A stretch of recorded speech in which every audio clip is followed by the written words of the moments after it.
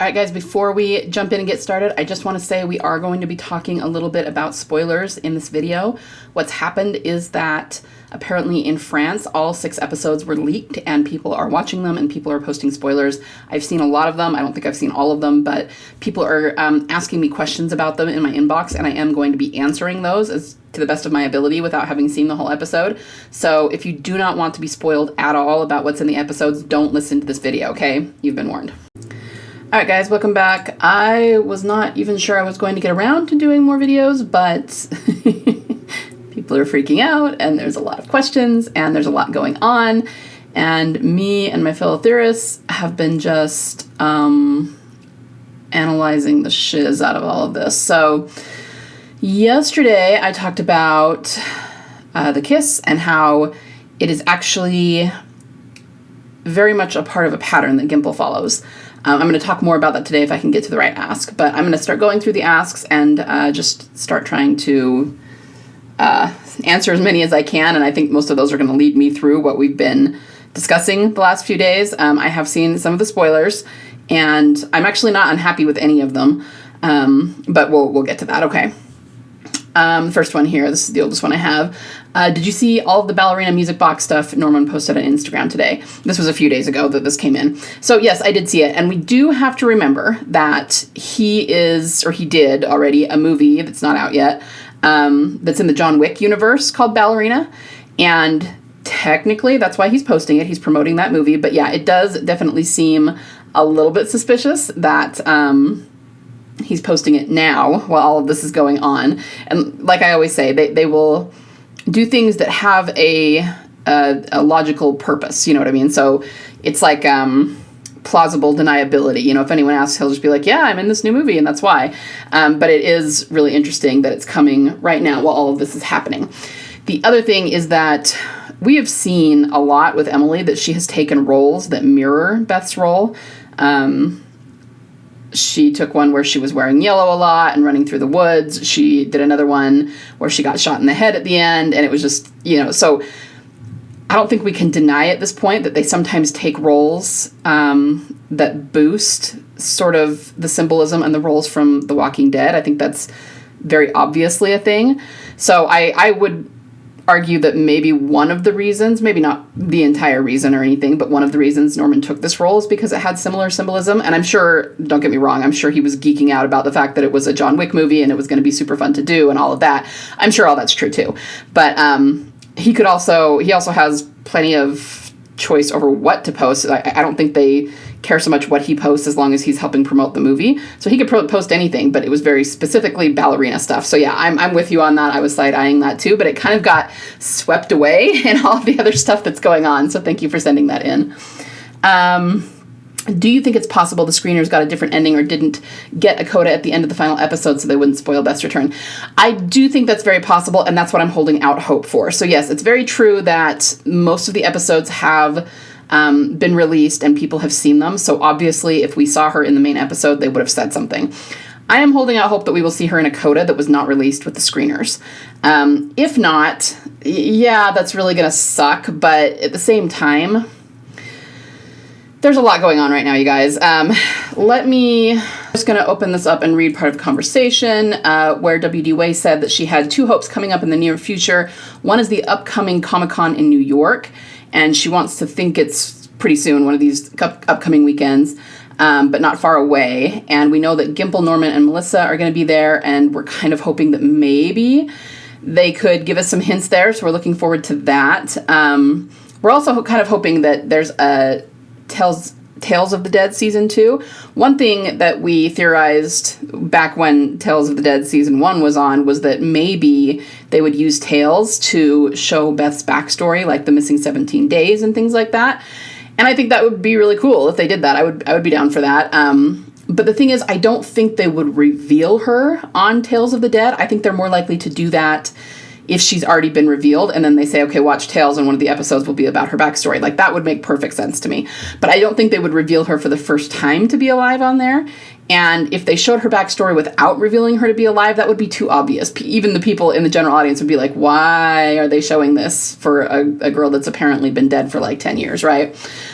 So we have some options moving forward. And like I said, I really do hold out hope that we will see her in a coda. And I think it's very possible that they did not release that with the screeners, or I don't know, maybe they'll do a special bonus episode that they haven't told us about or something like that. I'm trying to get myself okay with not seeing her this season, because truly and honestly, guys, we have had so many confirmations this season, and I'm going to go into this in just a minute, like more of the pattern and how it's playing out, because it's becoming really, really obvious what they're doing, and it is 100,000% leading to Beth. But I just don't, I'm starting to have doubts about whether we'll see her in season 2. So I'm trying to get myself right with that, but I keep going back to the fact that we have had so many hints right now, and Emily has been so suspicious about things it's really the last few months and the last few weeks and the last few days. Okay, it just keeps over and over and over again layering on happening, and I just keep going back to, okay, well, if we're not going to see her in season 2, then why are they doing this now? Why wouldn't they wait until between season 2 and 3? So that makes me think that there's still a good possibility of something, but obviously we don't know. But to your question, I do think that's very, very possible, and I'm holding out hope for something like that, for a coda that the screeners didn't see, or it's something like that they will release after maybe all the regular episodes air. All right. This is about the tropes I asked for. I'm such a sucker for the soulmate trope. When I watch a show, even if romance isn't a major factor, I always check if certain characters mold together in a way that make them better, both as a person and as a character. I had that feeling when I had seen characters like Beth and Daryl. We are introduced to the other characters that could have been Daryl's soulmate. We had Carol, but through seasons 1 through 4, she never made Daryl's character better, or at least better in a sense that Beth made him a better person by being vulnerable, kinder, and hopeful. We had Connie, who was probably the most random pairing I've seen. Call it intuition, but they just did not click. Nothing more to say about that. But Beth made him cry. The only time I ever saw Daryl cry before still was when Merle died, which is a warranted reaction, to say the least. But the fact that she made him vulnerable, made him feel his anguish, and allow himself to grieve is simply everything. There was no other person for him other than Beth. No one can tell me otherwise, to the point I had to make a poem inspired by them. Through each life, through each mind, through each body, your heart will always find. Oh, I love that. That's so pretty. I love it. I love it. I love it. I would just say word. I don't disagree with you on any level there. So yeah, thank you so much for sending that in. And I really, really love your little poem. That's beautiful. Okay. Did you watch the return special that the Dark Ship is freaking out over? If so, thoughts? I don't have access to watch it, but they're definitely saying that Norman Reedus brought up Beth alone, and I'm dying for a Bethyl breakdown. So I did this. I think this probably came in before the video posted. I did this yesterday or 2 days ago. So go check out an earlier video, and it's called the return special. But yeah, he definitely talked about her. It was a little bit weird the way he talked about it. But I have all of my theories in that video, so I don't really want to rehash them there, but just go check that out. It was like 2 days ago that I posted it. Ash says to Daryl, word for word, what Beth said about there not being a word for losing a child, widower, orphan, etc. No Beth in the final, though. Okay, I actually have not seen this clip, so maybe I will put a spoiler warning on this video. Because people are sending me questions about them in the asks, and just know that the spoilers are out there. They are on TikTok is the main place that I've seen them, but there are a lot of them. And honestly, guys, watching through the videos that I have watched, I probably have not seen them all because this is not one that I watched, but I didn't really learn anything brand new, at least not in terms of what's going to happen in the season. It's just confirmation of what we kind of already knew or people had said, and we weren't sure if that was the case, but just understand there wasn't any big surprises. I had not seen this, but I did have somebody tell me that in the next episode, in 202, with Carol and Ash, there's going to be a lot of still and alone dialogue repeats. So one of the things that we're seeing is they are replaying a lot of things symbolically leading up to Beth's return. Okay, so we're getting the dialogue, we're getting... I'll go over more of it because I know there's an ask about it when I get there. But even a lot of the things that are happening, we're starting to link them back to things that we have seen before and things that we have heard before. And there's also, let me see if I have an ask about this. I don't want to talk about it and then... Okay, I checked and I don't see an ask for this one specifically. So just a little spoiler here. At one point, Carol is going to tell someone, I want to say it's Caudron, but don't quote me on that. I'm not positive it's him. She tells him that Daryl is her brother. And on the one hand, we know that that's part of the reason that the Carol ship is freaking out. And it actually makes a lot more sense, too, why specifically, I mean, it's just another reason why specifically they released that Zabel interview, because it was coming in this season for them to really define in a concrete way Daryl and Carol's relationship and that it is not romantic. But then I was thinking about it this morning and I went, you know what? That is also a dialogue parallel to when Rick called Daryl his brother. So I want you to think about it this way. In season 4, Daryl got separated from his family after the prison fell. But of course he was with Beth, but then after she disappeared, he ended up with the Claymores, right? Then he reunited with a couple of people from Team Family, with Rick and Michonne and Carl, and we have the conversation where Daryl said, "You're my brother," Rick said, "You're my brother." Now, in this season, we have Daryl being separated from his family, this time by an ocean. He's going to reunite with one of them, in this case, Carol, and she's going to say that Daryl is her brother. You see what I mean? So it's a dialogue parallel. And let's not forget that the little conversation originally in 416 in which Rick said, "You're my brother," was very much about Beth. He asked him directly, "Where is Beth? Is she alive?" You know what I mean? So this is what I mean when I say we're seeing a lot of repeats here. Repeats of dialogue, repeats of sequences, just a lot of parallels. So this doesn't surprise me. Like I said, I did not know about this one in particular, but that's super cool that he's actually getting Beth's dialogue in this case. And I think we're going to see a lot of that. So be on the lookout for it as more episodes come out. Okay. I feel like Norman hasn't really mentioned the whole Daryl misunderstood things idea until these past few years. I don't remember him ever bringing it up before when talking about Bethyl. It's so suspicious. It makes me even more convinced that this is a plot line he's been told to promote coming into season 2 of Daryl Dixon. Yeah, I 100% agree. One thing that he did say early on, but in a way I think it's shifted a little bit, is I remember them, not just him, he said it, but I don't know if Emily said it, but a bunch of the showrunners said it too.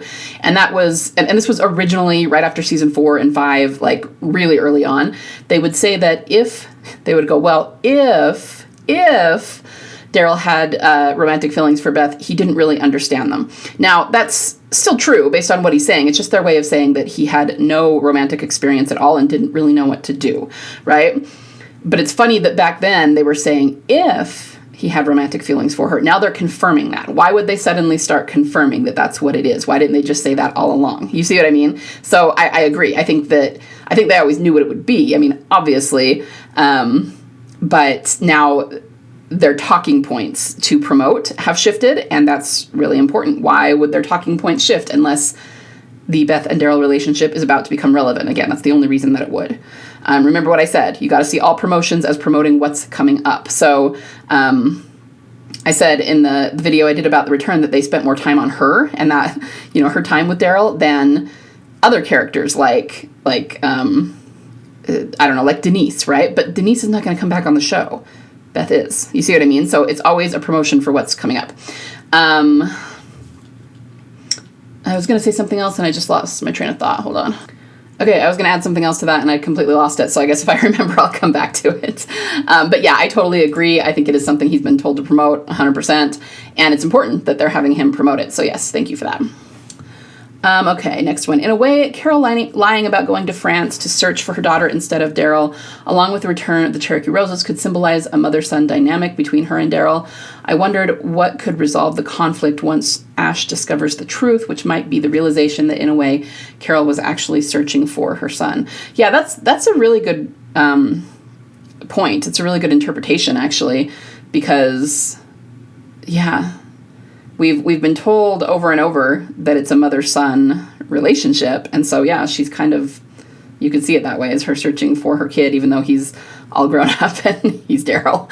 But yeah, no, I really like that. And I think, I don't know how it will be resolved with Ash. I'm sure he's going to be pissed off when he figures it out. And I have not seen the full episodes that have leaked. But yeah, I think you're right about that. And at the end of the day, I think the Cherokee Roses, from a very high level, if we're not getting too much into the weeds, is just about hope of finding somebody that you've been separated from, hope of seeing them again, that sort of thing. And so in some cases, it's hope to see them again, perhaps in another life because they've departed this life. But in other cases, it's hope to see them again in this life, and it goes back and forth, you know.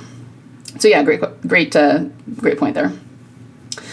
Next one. Wow, the Daryl Dixon special was very enlightening, wasn't it? At least for certain fans. LOL. We've known for years Bethyl was romantic, but did I miss something? Did they just completely gloss over losing Beth in 5A and go straight to talking about 5B? I mean, I get it. They're literally walking around Alexandria, but no mention of why they were on the road or how they were brought to Alexandria by Aaron. What gives? After the Bethyl season 4 comments, I was living and was looking forward to Norman Reedus and Melissa McBride talking about their search for Beth and then how they felt about Coda, but not quite the omission. Yeah, I covered this in the return too, but yeah, it's definitely suspicious. And I feel like, I don't know if I'm quite hitting on it in the way that I want to yet. I talked about how it was suspicious for them doing that, especially because they called Beth and Daryl in season 4 a side mission, and then they kind of left out this second half of the mission, which was at Grady and all of that. Yeah, but I feel like they're omitting that on purpose because they don't want to talk about the greater storyline in a way. We've very much theorized that Grady was connected to a bigger entity, and I think they're just avoiding that, and they're I don't know. Or it could even be that they wanted to talk about her. They wanted to remind us of her. So they were hinting at it and, you know, reminding the general audience of it. But at the same time, they didn't want to give it too much weight. And maybe they thought showing Grady would give it too much weight. I don't know. I'm sure there's a lot of different ways you could go about the logic for that. But yeah, it's definitely suspicious that they did that. And it's just a glaring omission. The return in our clip, that's interesting. He starts out saying something to the effect that post-prison with Beth was the first time Daryl ever noticed, oh, he's alone with the girl, because clearly Daryl was on runs / missions with other women from Team Family before many times up to that point. Yeah, he does. And then what he says after that is like that Daryl, he says something like, oh, you know, is this like a boyfriend-girlfriend thing? Like Daryl was just realizing that's what it might be, you know, and I think that tracks along with everything else they've said. That I know that at one point Norman said something about it was the first time a girl was ever nice to him, and we went, well, other people at the prison were nice to him, you know, kind of same thing. Sasha was nice to him, you know, but yeah, I think it's the first time he was alone with someone and that it felt romantic, because he even tells Beth that him and Michonne found the Moonshine Shack. So him and Michonne are out there alone together all the time, but it just never felt that way between them, right? There was no romantic vibes between them. So it just kind of works well with what he said about basically the first time he's ever felt anything romantic about anybody or even gotten that, you know, kind of vibe from anybody else. But yeah, it's definitely interesting to hear him describe it for sure. Okay. Longtime formal Carol apologist. First time caller into the show. Damn, but I really wish they hadn't had Carol lie to Ash about the topic of dead kids as a manipulation tactic. They could have still discussed dead children and had her flashback to Sophie with all that symbolism without that, you know. I get that humans will go more out of their way to help someone find a missing child than a brother, friend, husband, other adult, but dang. Also feels like they missed an opportunity to further shut down the dark ship by having Carol tell Ash she was looking for her younger brother here. Not that the Carolers haven't gotten enough of a smacking down on that best friends forever friend already lately. Love for Carol that she's actually dealing with some of her Sophia feelings dead on. Finally, though, yeah, you know, we were talking about this too. Let's see if I can remember what we were saying. Carol, and I don't think it has, I don't know, there's a lot of different ways I could approach this. I actually really like what they're doing with Carol this season, and, you know, not that I think it's okay that she's lying about that, but I think her arc is interesting where it's going. On the one hand, I think it's really less about her, I don't know, trying to be immoral about something. I don't think that's the point. Part of it is her dealing with her demons, and the other part is that Carol really doesn't trust people. She is assuming that everyone is out to get her and everybody will kill her, and like you said, that he wouldn't have helped her otherwise. But Ash actually seems like a really cool dude, you know what I mean? Like, he, even knowing about her child, he didn't have to leave. He didn't have to help her with the plane and everything, but he decided to. And so I think a lot of it is Carol not trusting people enough and not trusting in the goodness of people enough. And of course, in this world, you always have to be careful, and there's always going to be people who are out for themselves. But I don't remember exactly what we were saying.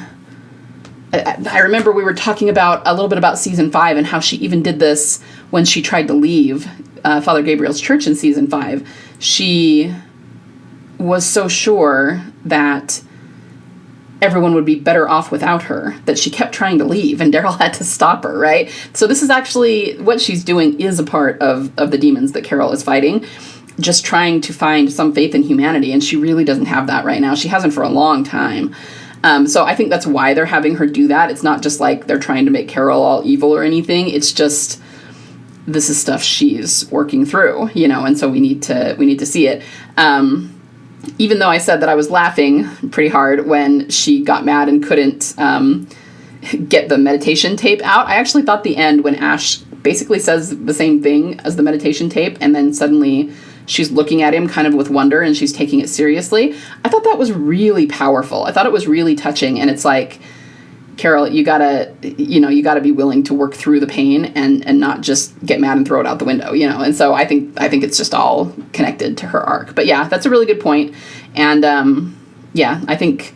Oh, and then you said they didn't further shut down the ship by having her tell him she was looking for her brother. But like I said, there's going to be. I don't think she's talking to Ash, but she's talking to someone else, and she is going to say that. So they are going to further shut that down. We just have to wait for it. I don't know what episode that's in. I know different events that are happening in some of the episodes, but I'm not sure which episode that's in where she says that. So, saw shared that Paramount Plus accidentally released all 6 episodes early. Did you hear any good spoilers?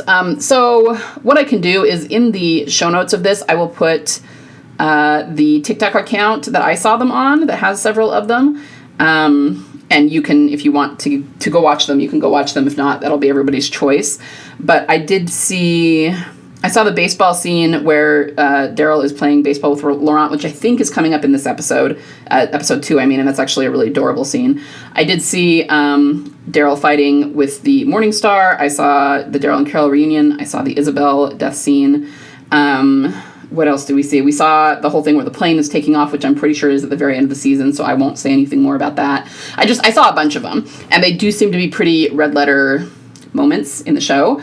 Like they're kind of leaking the most important moments, So as I said at the beginning of this video, it's not so much that I learned anything new. It was more like confirmations of what people were already saying and just understanding the sequence and what's going to be happening in what episode a little bit more. And I did enjoy watching them. Like I said, even like the kiss, I don't love that any more than anyone else does, but I truly didn't mind it because I can see where they're going with it. So I will put that in the show notes so that you can decide if you want to see it or not. Okay, we are running a little long here, and I still have quite a few of these, so I'm going to cut it off there for today, but I will be back to talk about more tomorrow, and especially about the pattern that I'm seeing. I didn't quite get to those today, so talk to you tomorrow.